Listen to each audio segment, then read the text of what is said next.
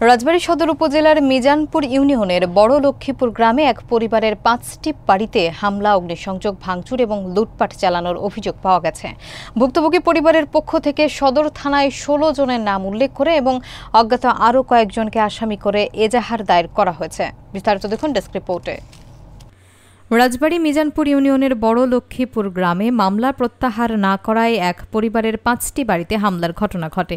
এ ঘটনায় ভুক্তভোগী পরিবারের পক্ষ থেকে মঙ্গলবার দুপুরে সদর থানায় লিখিত এজাহার দায়ের করা হয়। বাদী শাহজাহান মোল্লা জানান, চলতি বছরের মার্চ মাসে তাকে তার বাবা মোজাহার মোল্লা এবং ছোট ভাই আসলাম মোল্লাকে মারধরের ঘটনায় একটি মামলা করেছিলেন তিনি। সেই মামলা প্রত্যাহারের জন্য আসামি পক্ষ দীর্ঘদিন ধরে চাপ দিয়ে আসছিল।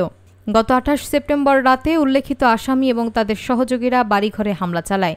তারা সাহেব আলী মোল্লা, মোহাম্মদ রহম প্রামাণিক, জামাত আলী মোল্লা, উজ্জ্বল ও মোজাহার মোল্লার বাড়িতে ঢুকে ব্যাপক ভাঙচুর করে, আসবাবপত্র কুপিয়ে নষ্ট করে আগুন ধরিয়ে দেয় এবং স্বর্ণালংকার ও নগদ অর্থ লুট করে নেয়। এজাহারে নামীয় আসামির সংখ্যা ১৬ জন, সঙ্গে রয়েছে আরও ১২ জন অজ্ঞাত সন্ত্রাসী। অভিযুক্তদের মধ্যে বাদী শাহজাহান মোল্লা জানান, চলতি বছরের মার্চ মাসে তাকে তার বাবা মোজাহার মোল্লা ও ছোট ভাই আসলাম মোল্লাকে মারধরের ঘটনায় একটি মামলা করেছিলেন তিনি। এই মামলা প্রত্যাহারের জন্য আসামি পক্ষ দীর্ঘদিন ধরে চাপ দিয়ে আসছিল। বাদীর অভিযোগ, মামলা প্রত্যাহারে অস্বীকৃতি জানালে গত ২৮ সেপ্টেম্বর রাতে উল্লেখিত আসামি ও তার সহযোগীরা বাড়িঘরে হামলা চালায়। তারা সাহেব আলী মোল্লা, মোহাম্মদ রহম প্রামাণিক, জামাত আলী মোল্লা, উজ্জ্বল ও মোজাহার মোল্লার বাড়িতে ঢুকে ব্যাপক ভাঙচুর করে, আসবাবপত্র কুপিয়ে নষ্ট করে এবং আগুন ধরিয়ে দেয়, স্বর্ণালংকার ও নগদ অর্থ লুট করে নেয়। এ সময় বাড়ির সদস্যদের মারধর ও কুপিয়ে জখম করে। এজাহারে নামীয় আসামির সংখ্যা ১৬ জন, সঙ্গে রয়েছে আরও ১২ জন অজ্ঞাত সন্ত্রাসী।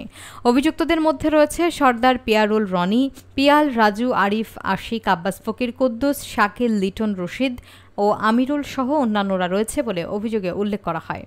পুলিশ জানায়, অভিযোগ পাওয়া গেছে, তদন্ত সাপেক্ষে আইনগত ব্যবস্থা নেওয়া হবে।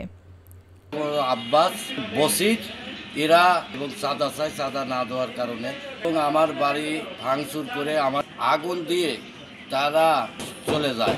বসির আছে, নাজা আছে, এরা চাঁদা চাইছিল, দেয়নি দে কি লোকজন আইনে ধরেন আমার বাড়িঘর সব নুতরাজ করে নিয়ে পুরা দিছে। দারোগালি, আব্বাস এরা এসে আমাকে বাড়িঘর ভেঙে ফেলছে, শোকেস থেকে সোনা দানা সব টাকা ছিল সব কিছু নিয়ে গেছে। এরা আমার আইসে সারে বলছে যে চাঁদা যদি না দিস এই দেশে থাকতে পারবি না। এই কথার পর আইসে এবং রাজা ওনার লোকজন এই চাঁদা না দেওয়ার কারণে আমার বাড়িঘর জ্বালাই দিছে।